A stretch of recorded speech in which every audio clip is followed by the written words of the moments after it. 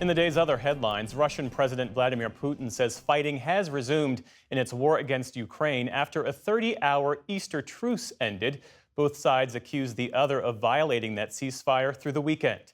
In Kyiv, amid Easter gatherings, residents expressed skepticism about the truce, which Putin unilaterally declared. For his part, President Putin, who has been under pressure from the Trump administration to show more willingness to make peace with Ukraine, indicated Moscow could be open to another longer ceasefire. As we have always said, we look positively to any peace initiatives.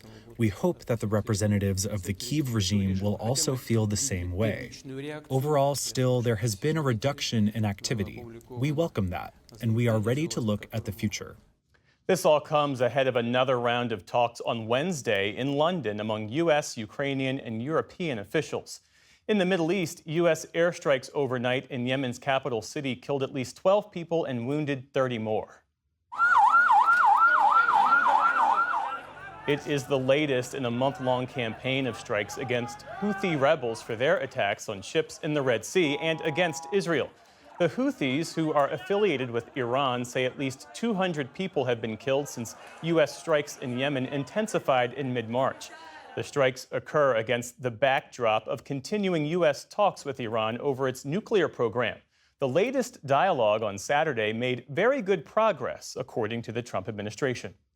4 House Democrats are in El Salvador to advocate for Kilmar Abrego Garcia, the Maryland man whom the Trump administration acknowledges it deported there by mistake.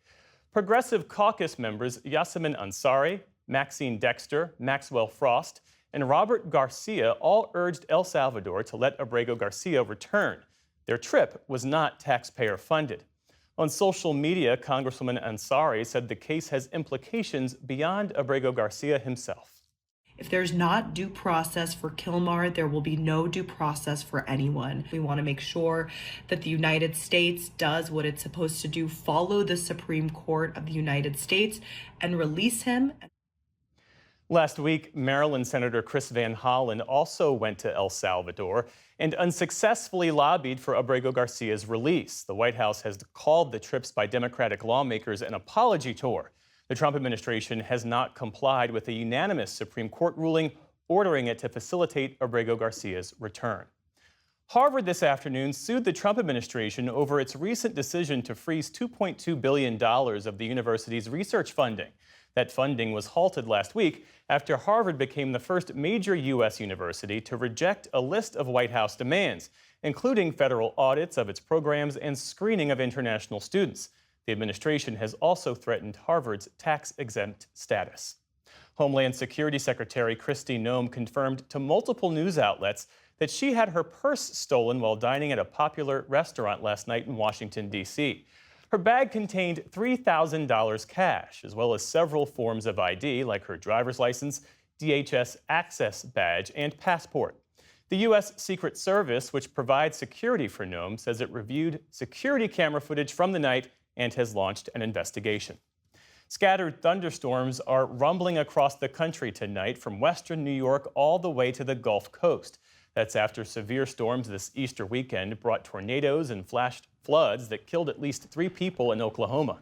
Across that state and in neighboring Missouri, Arkansas, and Texas, heavy winds tore off roofs and toppled power lines. 2 to 4 inches of rain fell in parts of Oklahoma this weekend, and more heavy rain is expected across parts of the Central Plains this week.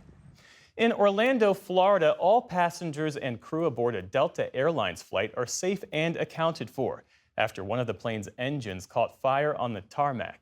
Cell phone video showed flames spewing from the Atlanta-bound Airbus shortly after it pushed away from the gate for departure. The nearly 300 passengers were forced to evacuate using the emergency inflatable slides. It's the latest in a string of incidents that have raised questions about U.S. aviation safety. Both Delta and the FAA say they are investigating the cause of the fire. And on Wall Street, stocks were in free fall today over investor concerns about President Trump's tariffs and his recent threats to fire Federal Reserve Chair Jerome Powell. The Dow dropped by nearly 1,000 points. Both government bonds and the value of the U.S. dollar were in retreat, too.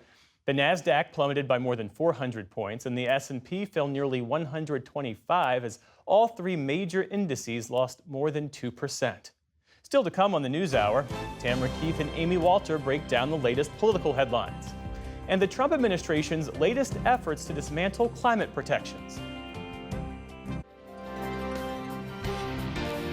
This is the PBS News Hour from the David M. Rubenstein Studio at WETA in Washington, and in the West from the Walter Cronkite School of Journalism at Arizona State University.